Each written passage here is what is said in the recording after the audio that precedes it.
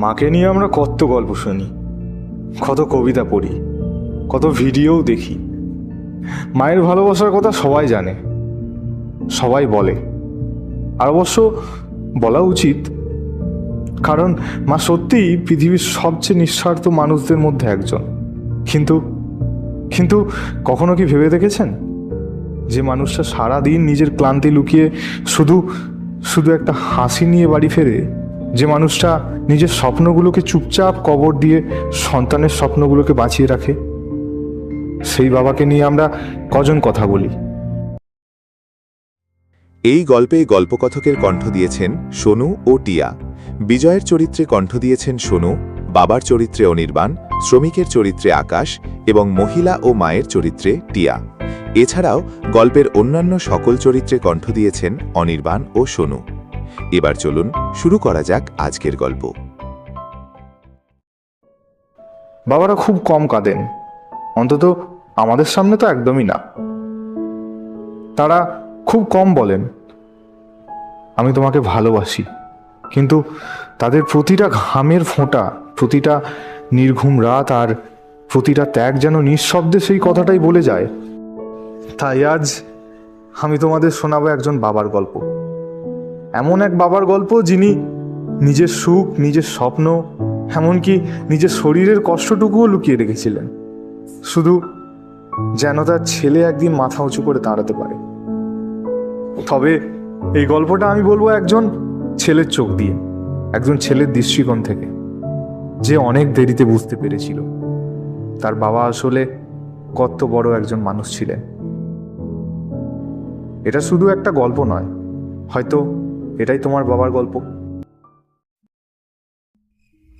সেদিন রাত ঠিক 8:30। সারাদিনের গরমে শহরের রাস্তাগুলো তখনও যেন আগুনের মতো তপ্ত। বাসটা ধীরে ধীরে একটা ছোট্ট স্টপেজে এসে দাঁড়ালো। দরজা খুলতেই একজন যুবক এসে নামলো।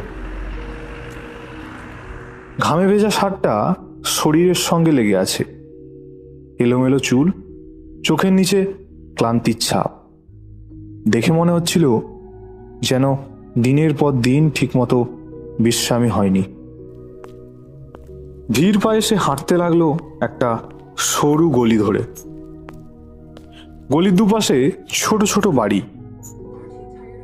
কোথাও টিভির শব্দ, কোথাও বাচ্চাদের হাসি, কোথাও আবার রাতের রান্নার গন্ধ ভেসে আসছে। কিন্তু কিন্তু ছেলেটার চোখে এসবের কোনো অস্তিত্বই নেই যেন। শুধু সে হেঁটেই চলেছে নিজের মতো করে। গলির একেবারে শেষ মাথায় ছিল একটা দোতলা বাড়ি, খুব বড়ও নয় আবার খুব ছোটও নয়, একটা সাধারণ মধ্যবিত্ত পরিবারের স্বপ্ন দিয়ে তৈরি বাড়ি। ছেলেটি পকেট থেকে চাবি বের করে দরজাটা খুলল। ভেতরে ঢুকতেই তার চোখ পড়ল সামনের দেয়ালে টাঙানো একটা ছবির দিকে। ছবিটার গলায় শুকিয়ে যাওয়া গাঁদা ফুলের মালা। ছেলেটা স্থির হয়ে দাঁড়িয়ে রইল, ক্লান্ত চোখ দুটো সেই ছবির দিকেই তাকিয়ে রইল অনেকক্ষণ। মনে হচ্ছিল বুকের ভেতর জমে থাকা হাজারটা অনুভূতি যেন চোখের জল হয়ে বেরিয়ে আসতে চাইছে। কিন্তু কিন্তু সে কাঁদল না, শুধু নিঃশব্দে তাকিয়ে রইল। ছেলেটার নাম বিজয়। এই নামটা রেখেছিল তার বাবা, কারণ তিনি সবসময় বলতেন, আমার ছেলে জীবনের কোনো লড়াইয়েই হার মানবে না, ও সব সময় বিজয়ী হবে। আজ বিজয়ের বয়স 25, একটা প্রাইভেট কোম্পানিতে চাকরি করে।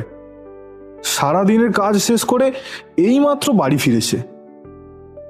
দেয়ালে টাঙানো ছবিটা আর কারো নয়, ওর বাবারই। 3 বছর আগে মানুষটা পৃথিবী ছেড়ে চলে গেছেন।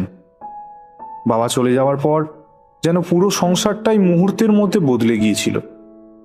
মা একেবারে ভেঙে পড়েছিলেন। সংসারের সমস্ত দায়িত্ব এসে পড়েছিল মাত্র 23 বছরের একটা ছেলের কাঁধে। এর আগে বিজয় কোনোদিনও বুঝতেই পারেনি যে সংসারের দায়িত্বটা কতটা ভারী হতে পারে।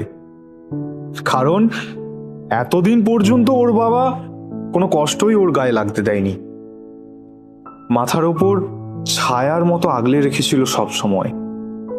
কিন্তু সেই ছায়াটাই একদিন হঠাৎ করে হারিয়ে গেল। চাকরির খোঁজে দিনের পর দিন অফিসে অফিসে ঘুরে বেরিয়েছে বিজয়। কোথাও ইন্টারভিউ, কোথাও রিজেকশন, কোথাও আবার মাসের পর মাস অপেক্ষা। ছোটখাটো অনেক কাজ করেছে, শুধু সংসারটা কোনোভাবে চালিয়ে নেওয়ার জন্য। অবশেষে আজ সে একটা কোম্পানিতে চাকরি করে। কিন্তু দিনের শেষে বাড়ি ফিরলেই সেই ছবিটার সামনে এসে সে দাঁড়িয়ে যায়, ঠিক যেমন আজ দাঁড়িয়ে রয়েছে। ছবিটার দিকে তাকিয়ে থাকতে থাকতেই একের পর এক পুরনো স্মৃতিগুলো ফিরে আসতে লাগলো বিজয়ের মনে। তখন বাবা বেঁচে ছিলেন। একদিন দুপুরে বিজয় নিজের ঘরে বসে মোবাইলে গেম খেলছিল। কে রে বিজয়, তোর তো এবার অনেক বয়স হলো নাকি? একটা কাজের চেষ্টা কর। আর কতদিন এভাবে বাড়িতে বসে থাকি বলতো? আমারও তো বয়স হচ্ছে। আমি আর কদিন আছি জানি না। এবার তো তোকে নিজের দায়িত্ব নিজেকেই নিতে হবে। উফ, তোমার কি কোনো আর কথা নেই? সব সময় শুধু একই কথা, কাজ কর কাজ কর। যখন কাজ পাওয়ার হবে তখন ঠিক পেয়ে যাব, তোমাকে এত চিন্তা করতে হবে না। আমি তোকে বকছি না রে, আমি শুধু চাই আমি থাকতে থাকতে তুই নিজে পায়ে দাঁড়া, তাহলেই নিশ্চিন্ত হবে আমি চোখ বন্ধ করতে পারি। আচ্ছা হয়েছে, আর শুনতে ভালো লাগছে না। রাগে দরজাটা জোরে বন্ধ করে বাড়ি থেকে বেরিয়ে গেল বিজয়। বাবা কিছুক্ষণ দরজার দিকেই তাকিয়ে রইলেন। তারপর একটা দীর্ঘশ্বাস ফেলে আলমারির ভেতর থেকে একটা ছোট্ট কাপড়ের থলি বের করলো। থলিটার মধ্যে ছিল বহুদিন ধরে জমিয়ে রাখা কিছু টাকা। নিজের মনে মৃদু হেসে বললেন, আর মাত্র কয়েকটা দিন, তারপরেই ওর জন্মদিন। এবারে ভাবছি ওকে একটা সাইকেল কিনে দেবো। কতদিন ধরেই বলছে, আর না করতে পারছি না। থলিটা পকেটে রেখে তিনি বাজারের উদ্দেশ্যে বেরিয়ে গেলেন। কিন্তু সেদিন ভাগ্য যেন অন্য কিছুই লিখে রেখেছিল। রাত হয়ে গিয়েছিল। বিজয় যখন বাড়ি ফিরল তখন বাড়ির সামনে একটা অস্বাভাবিক ভিড় জমে রয়েছে। চারপাশে মানুষের ফিসফাস, কারো মুখে কোনো হাসি নেই। ভিড় ঠেলে ভেতরে ঢুকতেই বিজয়ের বুকটা যেন কেঁপে উঠল। ঘরের মাঝখানে মেঝেতে সাদা কাপড়ে ঢাকা একটা নিথর দেহ পড়ে রয়েছে।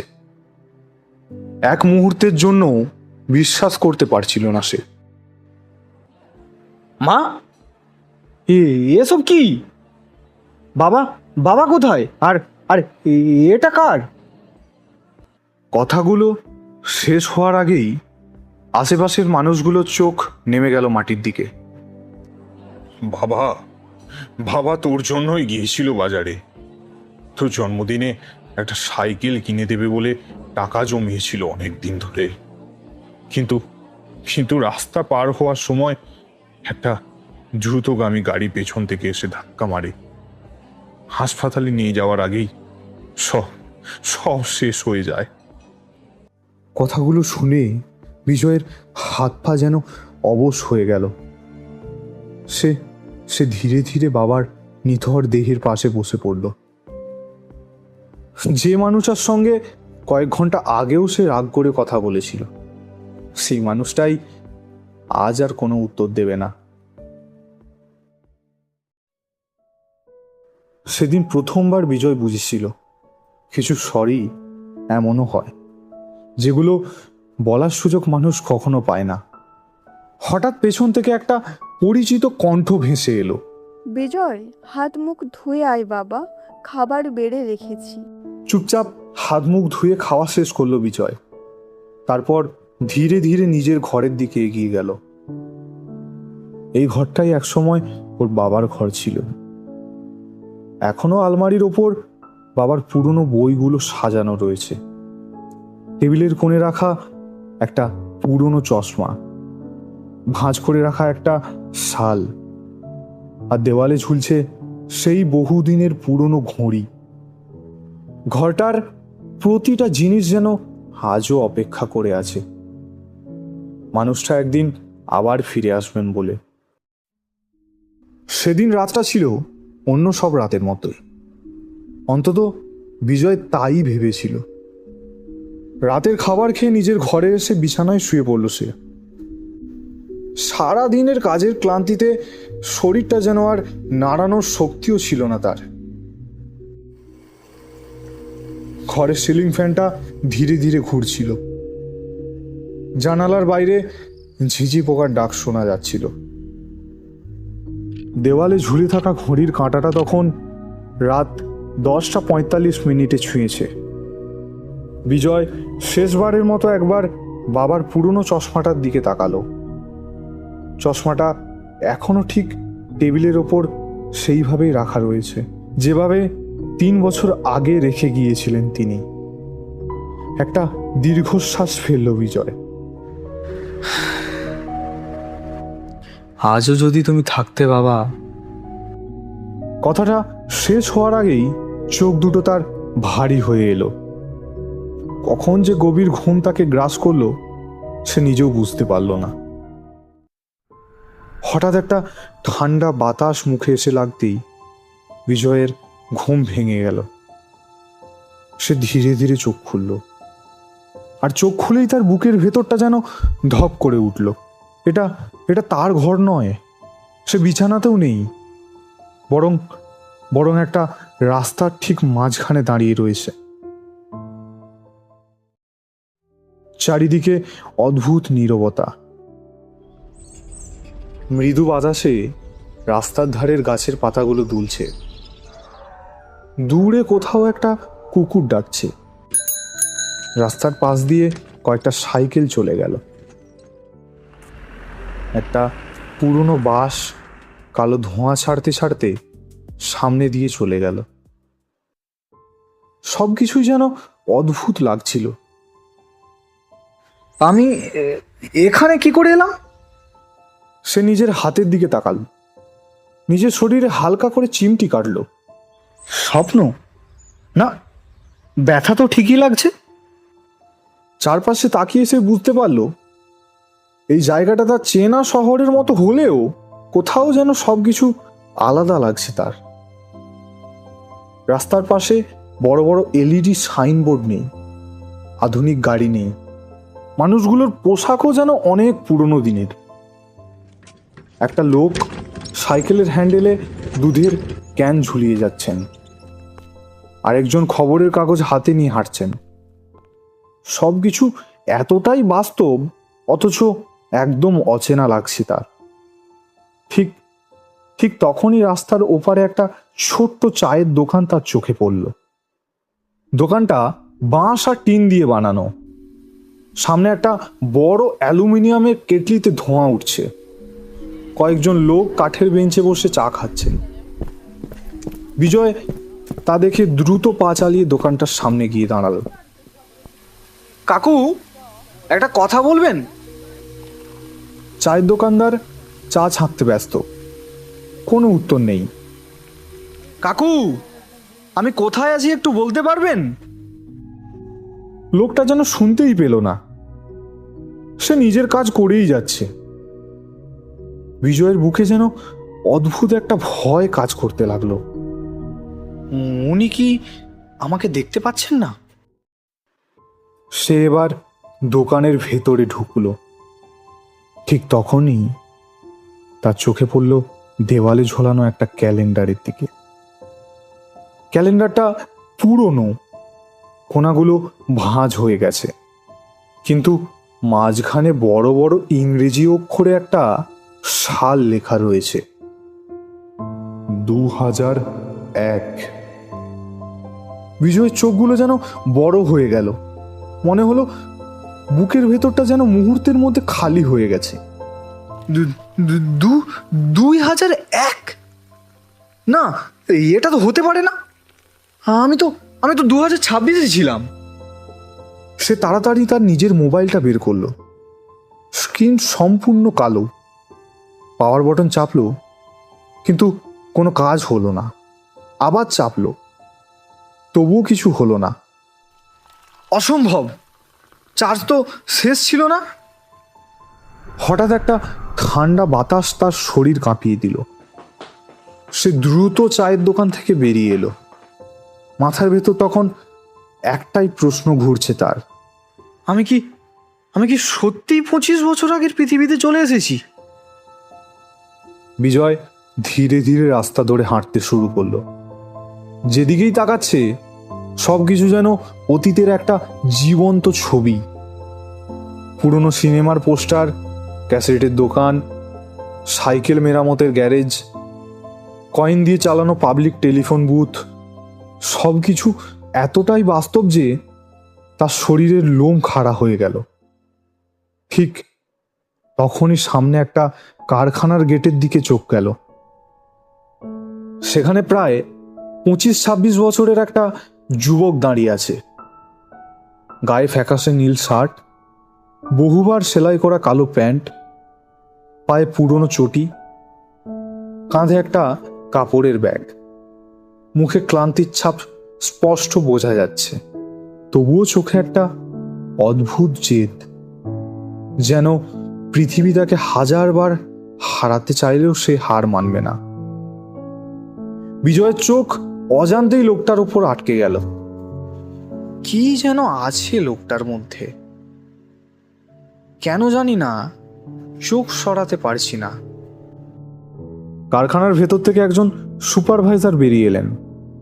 এই যে, আজও কোনো লোক নিচ্ছে না, কালকে সকালে এসে দেখে যেও। যুবকটা একবার মাথা নিচু করলো, তারপর মুখে জোর করে একটা হাসি এনে বলল, ঠিক আছে দাদা, কাল আবার আসবো। প্রতিদিন এসো, কিন্তু কাজ তো আর কাছে ধরে না। লোকটা কিছুই বলল না, শুধু হেসে মাথা নত করে সেখান থেকে হাঁটতে শুরু করলো। বিজয় নিজের মনে মনে বলল, এত অপমানের পরেও মানুষটা একবারও রাগ করলো না। আজকাল এরকম কারো সাথে হলে সবাই ঝগড়া করত। আচ্ছা, লোকটা আসলে কে? বিজয় না চাইতেও লোকটার পিছু নিতে শুরু করলো। কেন অনুসরণ করছে সে নিজেও জানে না।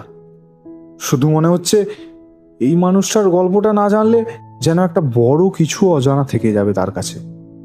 আর সেই অজানা গল্পটাই বদলে দিতে চলেছে বিজয়ের পুরনো জীবনটাকে। কখনো কখনো জীবনের এমন কিছু মানুষের সঙ্গে দেখা হয়ে যায় যাদের আমরা আগে কোনোদিন দেখিনি, তবুও অদ্ভুতভাবে মনে হয় যেন বহুদিনের চেনা। বিজয়েরও ঠিক সেই অনুভূতিটাই হচ্ছিল। সে নিজেও জানতো না কেন এই অচেনা যুবকটার পিছু নিচ্ছে সে। শুধু মনে হচ্ছিল মানুষটার জীবনের গল্পটা যেন তাকে জানতেই হবে।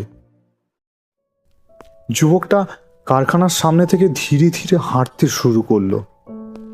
তার হাঁটার ভঙ্গিতেও একটা ক্লান্তি ছিল, তবুও কোথাও যেন হার না মানা জেদ লুকিয়েছিল। বিজয় কিছুটা দূরত্ব বজায় রেখে ওর পেছনে পেছনে হাঁটতে লাগলো, আর মনে মনে বলতে লাগলো, আমি এসব কি করছি? লোকটা তো আমার কেউ নয়, তবুও কেন যেন মনে হচ্ছে ওকে একা ছেড়ে যেতে পারছি না। কেন যেন মনে হচ্ছে সেই মানুষটার কষ্টগুলো যেন আমার আমার নিজের কষ্ট। কিছু দূর এগিয়ে যুবকটা একটা ছোট্ট ওষুধের দোকানের সামনে গিয়ে দাঁড়ালো। দোকানটার সাইনবোর্ডে ধুলো জমে গেছে। ভেতরে একজন বৃদ্ধ দোকানদার হিসেব লিখছিলেন। দাদা, বাবার ওষুধটা দেবেন? দোকানদার মাথা তুলে তাকালো। টাকা এনেছো? যুবকটা একটু ইতস্তত করলো, তারপর পকেট থেকে কয়েকটা ভাঁজ করা নোট আর কয়েন বের করলো। গুনে দেখলেও টাকা যথেষ্ট নয়। আজও কাজ পেলাম না দাদা। যদি 2 দিন সময় দিতেন, আমি কথা দিচ্ছি পুরো টাকাটা শোধ করে দেব। প্রতি সপ্তাহে তো একই কথা বলো। দোকান কি আর ধার দিয়ে চলবে বাবু? যুবকটা মাথা নিচু করলো। জানি দাদা, কিন্তু বাবার ওষুধটা আজ না নিলে রাতটা খুব কষ্ট পাবেন উনি। দোকানদার কিছুক্ষণ চুপ করে রইলেন। তারপর তারপর একটা ওষুধের প্যাকেট এগিয়ে দিয়ে বললেন, এটাই শেষবার। এরপর টাকা না আনলে আর পারবো না বাপু।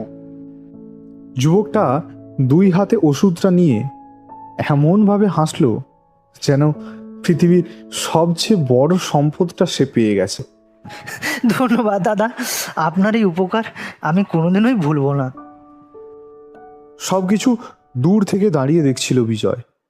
তার বুকের ভেতরটা হঠাৎ যেন ভারী হয়ে উঠল, আর নিজের মনে মনে বলতে লাগলো, নিজের জন্য কিচ্ছু চাইলো না, শুধু শুধু বাবার ওষুধ। এমন মানুষও এখনো আছে। ওষুধের দোকান থেকে বেরিয়ে যুবকটা রাস্তার ধারে একটা টিউবওয়েলের কাছে গিয়ে দাঁড়ালো, মুখে জল দিল। তারপর পকেটে হাত ঢুকিয়ে আবার টাকাগুলো গুনল। মোটে 5 টাকা। সে রাস্তার পাশে এক দোকান থেকে 2 টাকার একটা শুকনো রুটি আর 3 টাকার গুড় কিনল। একটা বড় গাছের নিচে বসে ধীরে ধীরে খেতে শুরু করলো। মনে হচ্ছিল অনেকক্ষণ ধরেই কিছু খায়নি। তবুও খাওয়ার আগে সে আকাশের দিকে তাকিয়ে চোখ বন্ধ করলো আর বলল, ঠাকুর, আজ যা দিয়েছ সেটাই অনেক। কাল যেন একটা কাজ জুটিয়ে দিও, তাহলেই হবে। বিজয় আর নিজেকে সামলাতে পারল না।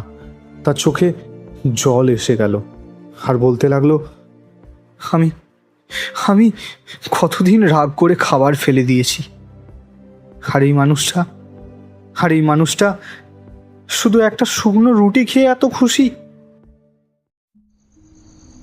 বিকেল গড়িয়ে সন্ধ্যা নামলো। বিজয় ভেবেছিল এবার হয়তো যুবকটা বাড়ি ফিরবে, কিন্তু না, সে আবার একটা বড় গুদামের সামনে এসে দাঁড়ালো। সেখানে কয়েকজন শ্রমিক ট্রাক থেকে চালের বস্তা নামাচ্ছিল। এই যে, আজ আসতে এত দেরি কেন? কারখানায় গিয়েছিলাম দাদা, যদি কোনো কাজ পাই। ওইসব ছাড়ো, এসো এগুলো নামাও। রাত 12টার আগে শেষ করতে হবে। একটার পর একটা 50 কেজির বস্তা কাঁধে তুলে নামাতে লাগলো যুবকটা। ঘাম গড়িয়ে পড়ছে, কাঁধের চামড়া লাল হয়ে গেছে। তবুও একবারও মুখ দিয়ে উফ শব্দটুকু বের করলো না। একজন শ্রমিক পাশে এসে বলল, তুই সারাদিন কাজ খুঁজিস, আবার রাতে এসব করিস? শরীরটা তো ভেঙে যাবে রে। শরীর ভাঙলে আবার জোড়া লাগবে দাদা, কিন্তু সংসারটা ভেঙে গেলে সেটা আর জোড়া লাগে না। কথাটা শুনে বিজয়ের বুকটা যেন কেঁপে উঠল। সে বুঝতেই পারছিল না কেন এই অচেনা মানুষটার প্রতিটা কথা তার বুকের ভেতর এত গভীরভাবে গিয়ে লাগছে। রাত প্রায় তখন 9:30। গুদামের কাজ শেষ। মালিক একটা ছোট্ট খামে কিছু টাকা দিলেন। এই নাও আজকের মজুরি। যুবকটা খামটা হাতে নিয়ে প্রথমে খুললই না, বরং রাস্তার পাশে একটা খেলনার দোকানের সামনে গিয়ে দাঁড়ালো।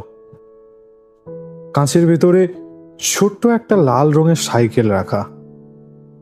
সে অনেকক্ষণ চুপচাপ সাইকেলটার দিকে তাকিয়ে রইল। তার চোখে একটা অদ্ভুত স্বপ্ন আর একটা গভীর আফসোস। আর একটু, আর কয়েক মাস টাকা জমাতে পারলেই হবে। একদিন আমার ছেলেও এমন একটা সাইকেল চালাবে। বিজয় কথাটা শুনতে পেলেও তখনও তার মাথায় কিছুই এলো না। সে শুধু ভাবল, লোকটা নিশ্চয়ই একটা কোনো ছোট ছেলে রয়েছে। কি ভাগ্যবান হবে ছেলেটা।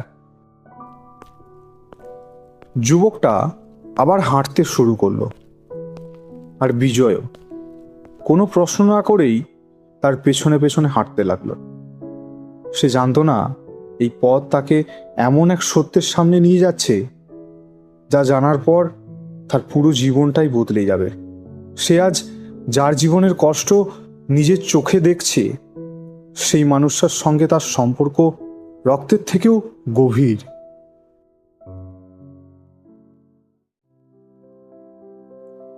কিছু মানুষ আছে যারা সারাদিন পৃথিবীর সঙ্গে যুদ্ধ করে, কিন্তু বাড়ির দরজায় পৌঁছানোর আগেই মুখে একটা হাসির মুখোশ পরে নেয়। কারণ তারা জানে তাদের কষ্টটা যদি ঘরের মানুষ বুঝে যায়, তাহলে সেই কষ্টটা আর শুধু তাদের একার থাকবে না।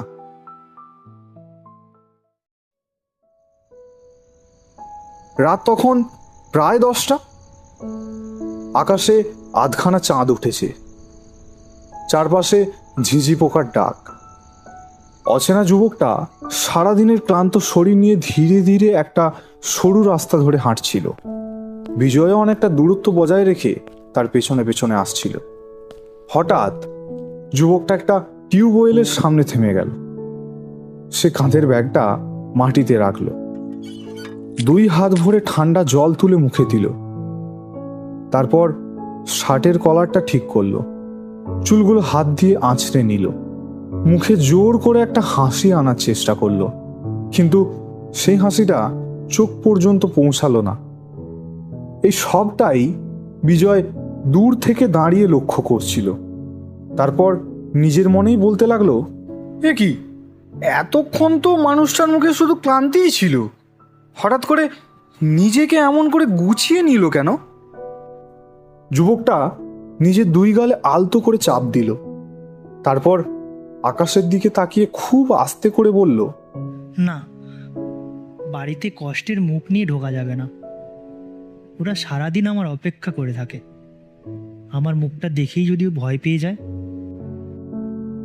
সে আবার একটু হাসার চেষ্টা করলো। এবার হাসিটা একটু স্বাভাবিক লাগলো। বিজয় অবাক হয়ে তাকিয়ে রইল, মনে মনে বলতে লাগলো, এই মানুষটা নিজের কষ্টও লুকিয়ে রাখে, কিন্তু কেন? আরো কয়েক মিনিট হাঁটার পর যুবকটা একটা ছোট্ট বাড়ির সামনে এসে দাঁড়ালো। মাটির উঠোন, টিনের ছাউনি, বারান্দায় একটা কেরোসিনের লণ্ঠন জ্বলছে। বাড়িটা খুব সাধারণ, কিন্তু অদ্ভুত একটা শান্তি যেন ছড়িয়ে আছে বাড়িটার চারপাশে। দরজার সামনে দাঁড়িয়ে যুবকটা একবার গভীর শ্বাস নিল, তারপর মুখে আবার সেই হাসিটা এনে দরজার কড়া নাড়ল। ভেতর থেকে একজন মহিলার কণ্ঠ ভেসে আসলো, এই যে এসেছো। দরজা খুলতেই মহিলা হাসি মুখে দাঁড়িয়ে রইলেন, বললেন, আজ এত দেরি হলো কেন? কাজ ছিল একটু। তুমি খেয়েছো তো? হ্যাঁ, তোমার জন্য বসে রয়েছি। বিজয় কিছুটা দূর থেকে অবাক হয়ে দেখছিল। মাত্র কয়েক মিনিট আগেও যে মানুষটা সারাদিন না খেয়ে অপমান সহ্য করে ঘুরে বেরোচ্ছিল, সে এখন এমনভাবে কথা বলছে যেন পৃথিবীতে তার কোনো কষ্টই নেই। ঘরের ভেতরে একটা বৃদ্ধ মানুষ কাশছিলেন। যুবকটা তাড়াতাড়ি এগিয়ে গেলেন। বাবা, কেমন আছো? বৃদ্ধ কিছু বললেন না, শুধু ছেলের হাতটা শক্ত করে ধরে রাখলেন। যুবকটা ব্যাগ থেকে ওষুধ বের করে দিল। এই নাও বাবা, সময় মতো কিন্তু খেয়ে নিও। বৃদ্ধের চোখ ভিজে উঠল। টাকা জোগাড় করতে খুব কষ্ট হয়েছে তোর, তাই না? যুবকটা হেসে মাথা নাড়ল। কষ্ট আবার কিসের? আজ তো ভালোই দিন গেছে। দরজার বাইরে দাঁড়িয়ে বিজয়ের বুকটা হঠাৎ মোচড় দিয়ে উঠল। নিজে নিজেই বলে উঠল, মিথ্যে বলল। আজ সারাদিন তো একটা ভালো ঘটনাও ঘটেনি, তবুও বাড়ির মানুষকে একটু বুঝতে দিল না। রাতের খাবার পরিবেশন করা হলো। মহিলা একটা থালায় 3টে রুটি আর ডাল দিলেন। যুবকটা থালার দিকে তাকিয়ে রইল। তুমি খেয়েছো তো? হ্যাঁ। যুবকটা একটা রুটির অর্ধেকটা ছিঁড়ে বৃদ্ধের থালায় দিয়ে দিল। না না বাবা, তুই খা। আমার তো বাইরে খাওয়া হয়ে গেছে। দূরে দাঁড়িয়ে থাকা বিজয়ের চোখ হঠাৎ বড় হয়ে গেল। আবার নিজের মনে বলে উঠল, আবার মিথ্যে? আমি তো নিজের চোখে দেখেছি, সারাদিন একটা শুকনো রুটি ছাড়া কিছুই খায়নি মানুষটা। খাওয়া শেষ হওয়ার পর সবাই ঘুমোতে চলে গেল। বাড়ির আলো নিভে গেল, শুধু একটা কেরোসিন বাতি জ্বলছে। যুবকটা আস্তে করে একটা পুরনো টিনের বাক্স খুলল। ভেতরে কয়েকটা ভাঁজ করা নোট। আজকের মজুরির খামটা খুলে সব টাকা গুনল। তারপর একটা ছোট্ট খাতায় হিসেব লিখতে শুরু করলো। বাবার ওষুধ, বাড়ি ভাড়া আর চালের টাকা, আর বাকি যেটুকু থাকবে সেটা জমাতে হবে। সে খাতার এক কোণে ছোট্ট করে লিখল, স্বপ্নের জন্য। তারপর খাতাটা আলতো করে বন্ধ করে দিল। বিজয় অনেকক্ষণ ধরে সেই শব্দটাকে নিয়ে ভাবতে লাগলো। স্বপ্নের জন্য? কি স্বপ্ন? কার জন্য টাকা জমাচ্ছে? কেন জানি না মনে হচ্ছে এই স্বপ্নটার সঙ্গে আমার কোনো এক অদ্ভুত সম্পর্ক রয়েছে। বিজয় তখনও জানতো না এই মানুষটার প্রতিটা হাসির আড়ালে লুকিয়ে আছে হাজারটা অপূর্ণ স্বপ্ন, আর সেই স্বপ্নগুলোর মধ্যেই জড়িয়ে আছে বিজয়ের নিজের ভবিষ্যৎ। কিন্তু সত্যিটা জানতে এখনো অনেকটা পথ বাকি।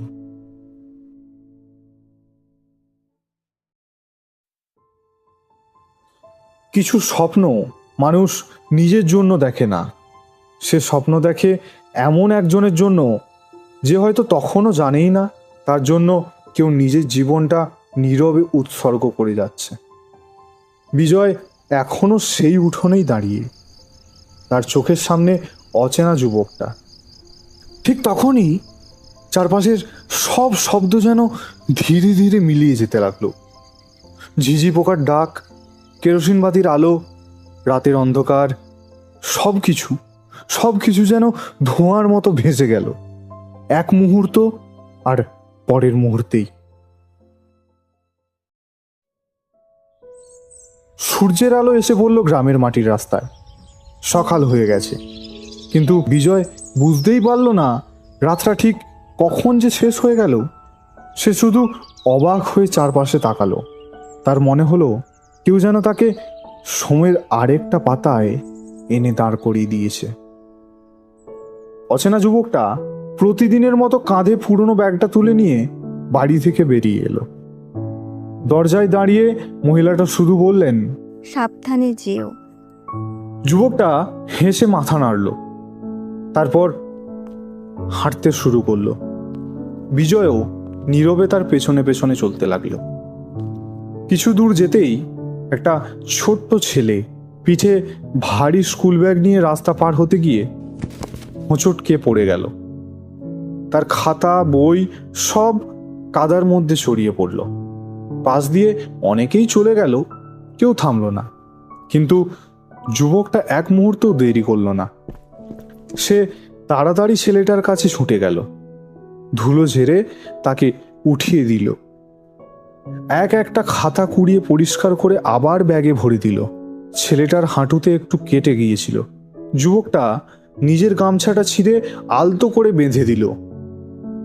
যুবকটা হেসে তার মাথায় হাত রাখল আর বলল, মানুষের পাশে দাঁড়াতে যদি একটু দেরি হয়, তাহলে সেই দেরিটাই সবচেয়ে ভালো সময়। ছেলেটা হেসে স্কুলের দিকে দৌড়ে চলে গেল। দূরে দাঁড়িয়ে বিজয় নিঃশব্দে তাকিয়ে রইল। তার বুকের ভেতরে কেমন যেন একটা উষ্ণতা ছড়িয়ে পড়ল। আরো কিছুটা পথ এগিয়ে যাওয়ার পর যুবকটা এসে থামলো একটা ছোট্ট সাইকেল দোকানের সামনে। দোকানের বাইরে সারি সারি নতুন সাইকেল ঝুলছে। সে অনেকক্ষণ ধরে চুপচাপ একটা ছোট নীল রঙের সাইকেলের দিকে তাকিয়ে রইল। তার চোখে যেন এক রাস স্বপ্ন। দোকান থেকে একজন মাঝবয়সী মানুষ বেরিয়ে এলেন আর বললেন, কিরে আবার দাঁড়িয়ে দেখছিস? যুবকটা লজ্জার হাসি হাসলো। দেখতে তো আর টাকা লাগে না। আর কতদিন? টাকাটা জোগাড় হলো?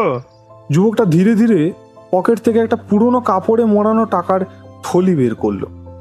খুলল না, শুধু হাতের মুঠোয় শক্ত করে ধরে বলল, আর একটু বাকি, একদিন ঠিকই কিনবো। আমার ছেলে যখন বড় হবে ও যেন কোনোদিন আমার মতো এতটা রাস্তা হেঁটে স্কুলে না যায়, ওর ছোট্ট পা দুটো যেন কষ্ট না পায়। কথাগুলো বলতে বলতে যুবকটার চোখে জল চিকচিক করে উঠল, কিন্তু সে আবার হেসে ফেলল, যেন নিজের কান্নাটাকেও লুকিয়ে ফেলতে চায়। দোকানদার কিছুক্ষণ চুপ করে তার দিকে তাকিয়ে রইলেন, তারপর মৃদু হেসে বললেন, তুই চিন্তা করিস না সুবল, আমি সাইকেলটা অন্য কাউকে দেব না। যেদিন পুরো টাকা জোগাড় হবে সেই দিনই তোর ছেলের জন্য এটা থাকবে। নামটা কানে আসতেই বিজয়ের বুকের ভেতর যেন বজ্রপাত হলো। সে স্তব্ধ হয়ে দাঁড়িয়ে রইল, তার নিঃশ্বাস ভারী হয়ে উঠল, ঠোঁট কাঁপতে লাগলো। না না, এটা এটা হতে পারে না। তার চোখে ভেসে উঠল নিজের বাবার মুখটা, পুরনো ছবিগুলো, মায়ের বলা গল্পগুলো, সবকিছু একসঙ্গে জুড়ে যেতে লাগলো। তার সামনে দাঁড়িয়ে থাকা মানুষটা, যাকে সে এতক্ষণ শুধু একজন সংগ্রামী যুবক ভেবেছিল, তিনি তার নিজের বাবা। ঠিক সেই মুহূর্তেই চারপাশের সব শব্দ থেমে গেল, হাওয়া থেমে গেল, সূর্যের আলো মুছে যেতে লাগলো, আকাশ ধীরে ধীরে অন্ধকার হয়ে গেল। সাইকেলের দোকান, রাস্তা, মানুষ, সব কিছু যেন ধোঁয়ার মতো মিলিয়ে যেতে লাগলো। বিজয় চিৎকার করে উঠল, বাবা! হঠাৎ বিজয় ধরফর করে উঠে বসলো বিছানায়। তার নিঃশ্বাস দ্রুত চলছে, সারা শরীর ঘামে ভিজে গেছে, চোখ দুটো ভেজা। সে চারিদিকে তাকালো, নিজের ঘর, নিজের বিছানা, সবকিছু আগের মতোই, কিন্তু যেন তার বুকের ভেতরটা আর আগের মতো নেই। কারণ আজ সে জেনে গেছে, একটা সাইকেল শুধু একটা সাইকেল ছিল না, ওটা ছিল একজন বাবার অসমাপ্ত স্বপ্ন।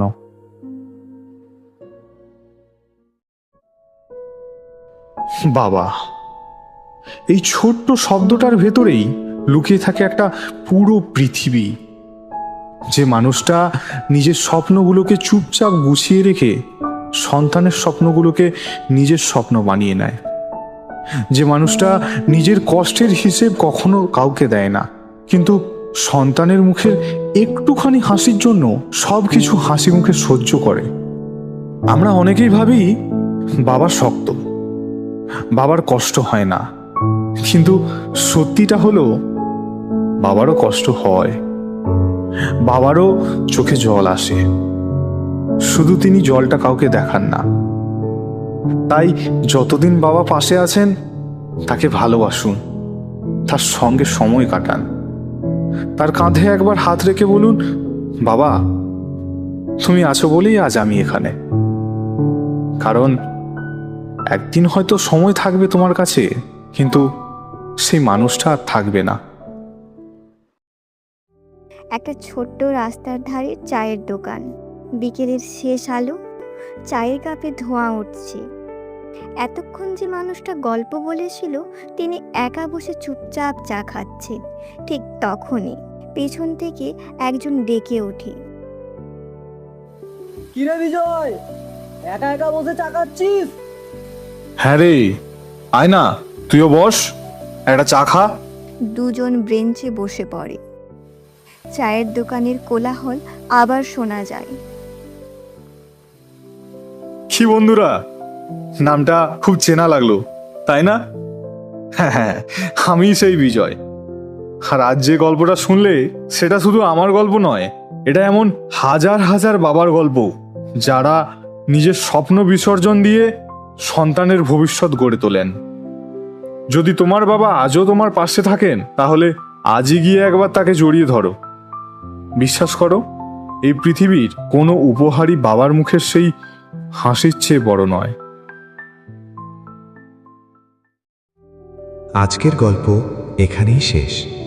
যদি গল্পটি আপনার ভালো লেগে থাকে তাহলে অবশ্যই আপনার প্রিয় মানুষদের সঙ্গে শেয়ার করুন। এমন আরও আবেগ ঘন এবং জীবনের বাস্তবতা থেকে অনুপ্রাণিত গল্প শুনতে আমাদের সঙ্গে থাকুন। ভালো থাকুন, নিজের প্রিয় মানুষগুলোর পাশে থাকুন, আর যতদিন বাবা মা আছেন তাদের ভালোবাসতে ভুলবেন না। আবার দেখা হবে খুব শীঘ্রই নতুন একটি গল্প নিয়ে। ধন্যবাদ।